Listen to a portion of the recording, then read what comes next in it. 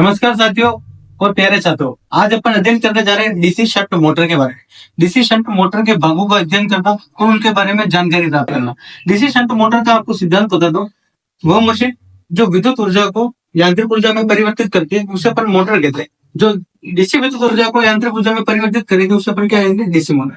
Motor को कभी भी भागों का अध्ययन करने से पहले सबसे पहले आपको उसकी नेम प्लेट के बारे में अध्ययन करना जरूरी है। नेम प्लेट होती है, नेम प्लेट के ऊपर मोटर की सारी जानकारी दे रखी होती है। कितने आरपीएम पे चलती है, कितने किलोवाट की, कितने एचपी की है और कितने वोल्ट से लेते हैं और कितने एम्पीयर इसके अंदर प्रवाहित होते हैं। ये सारी चीजें अध्ययन करने और नोट करने के बाद मोटर के भागों को छूते हो उनको खोल दो। ये डीसी मोटर की फ्रेम एक बॉडी है, योक है, जिसको पोल भी कहते हैं। ये कास्ट आयरन से निर्मित होती है। इस बॉडी के अंदर फील्ड पोल स्थापित किए जाते हैं, जो कि आपको दिख रहे होंगे यहाँ पर। ये फील्ड पोल सिलिकॉन स्टील से निर्मित है।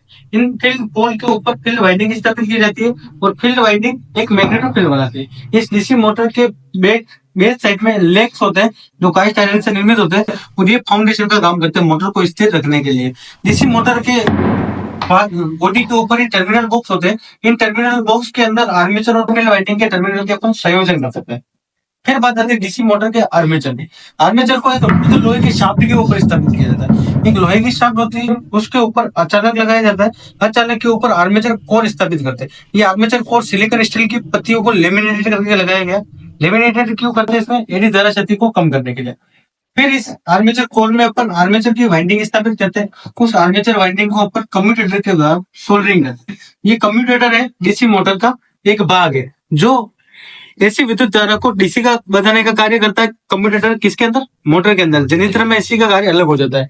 इस कम्यूटेटर को अपन जब शाफ्ट के ऊपर स्थापित करते हैं तो ये कम्यूटेटर बेकेलाइट के आधार पे ऊपर स्थापित करते हैं और कम्यूटेटर के जो खंड है इनके बीच में अचानक के रूप में अभ्रक भर जाते हैं। काफी बार थ्योरेटिकल क्वेश्चन भी बन जाता है कि कम्यूटेटर के दो खंडों के बीच में अचानक का कार्य कौन करता है? अभ्रक यानी माइका।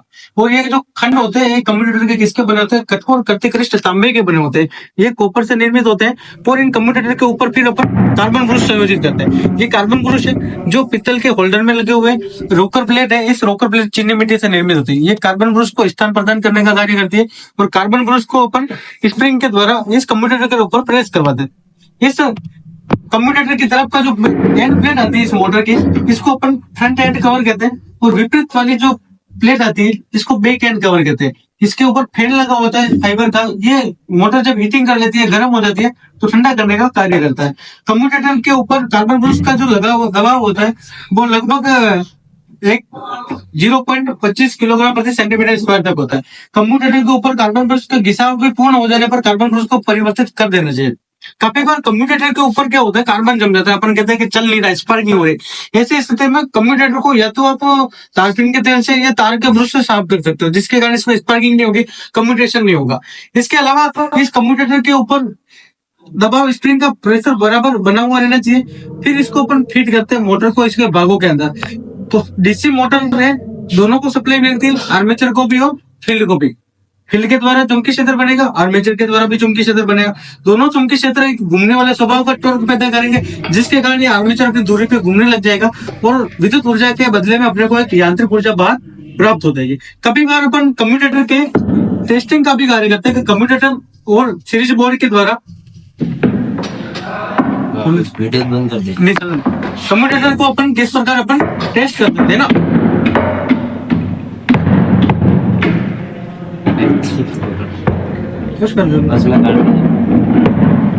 करते हैं। ये कम्यूटेटर है, इसको टेस्ट करना है कि शाफ्ट के अचानक खत्म तो नहीं हुआ या इसकी अचानकता कम तो नहीं पड़ी। सीरीज टेस्टिंग बोर्ड के द्वारा एक शाफ्ट के ऊपर सीरीज लगाते हैं, कम्यूटेटर के ऊपर लगाते हैं। अगर इस तरह लैंप प्रकाशित हो जाता है तो इसमें अचानकता समाप्त हो जाए। ठीक है, इस तरह अपन आर्मेचर के सभी भागों का अध्ययन कर सकते हैं, मोटर के सभी भागों का अध्ययन कर सकते हैं और भी इनके बारे में आपको ज्यादा जानकारी थ्योरेटिकल में वीडियो बना रखी है। ठीक है दोस्तों, वीडियो अगर आपको पसंद आया हो तो चैनल को सब्सक्राइब करना, वीडियो को लाइक करना और पहली बार अगर चैनल पर विजिट कर रहे हो तो चैनल को सब्सक्राइब करना जरूर देना। Thank you.